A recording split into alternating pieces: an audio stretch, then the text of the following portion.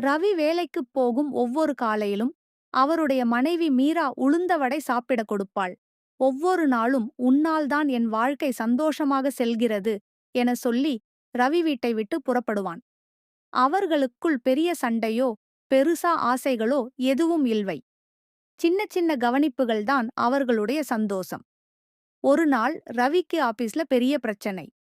மனசு வருத்தத்துல வீடு திரும்பினார். அவர் கதவை திறந்த உடனே டேபிள் மேல் ஒரு காபி கப், அதின் பக்கத்தில் ஒரு நோட்டும் இருந்தது.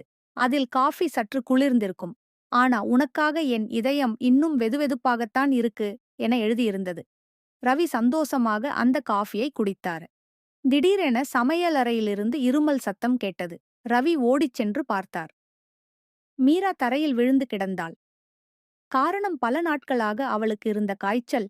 அதை மீரா சொல்லாமல் மறைத்திருந்த காய்ச்சல் அதிகமானதால் அவளால் தாங்காமல் கீழே விழுந்து விட்டாள். அழுது கொண்டே ரவி அவளை தூக்கிக் கொண்டு மருத்துவமனைக்கு ஓடினார். மீராவை பரிசோதித்த டாக்டர் ரவியை அழைத்து, காய்ச்சல கடுமையாக இருந்து நீங்க சரியான நேரத்தில் கொண்டு வந்ததால் உங்க மனைவி நலமுடன் உள்ளார், ரெஸ்ட் எடுத்தால் சரியாகிடுவாங்கன்னு சொன்னார். ரவிக்கு கண்கள் ஈரமாயிற்று. மீரா கண் விழித்ததும், என்ன ரவி, உனக்கு உளுந்த வடை சாப்பிடக் கொடுக்க ஆள் இல்லாமல் போச்சே என விளையாட்டாக சொன்னாள். உடனே ரவி மீராவின் கையை பிடித்து ஒரு காஃபியே வெதுவெதுப்பானது. ஆனால் அதை எனக்குத் தர போராடிய உன் இதயம்தான் என் உயிர், நானும் உன்னை பாதுகாக்கணும். நீ எனக்காக மட்டுமே வாழ்கிறவள். நானும் உன்னை கவனிக்கணும். அதுதான் உண்மையான அன்பு என்றார். இருவரும் அமைதியாக ஒருவரை ஒருவர் பார்த்து கொண்டனர். அந்த நாள் ரவியின் மனதில் ஆழமாக பதிந்துவிட்டது.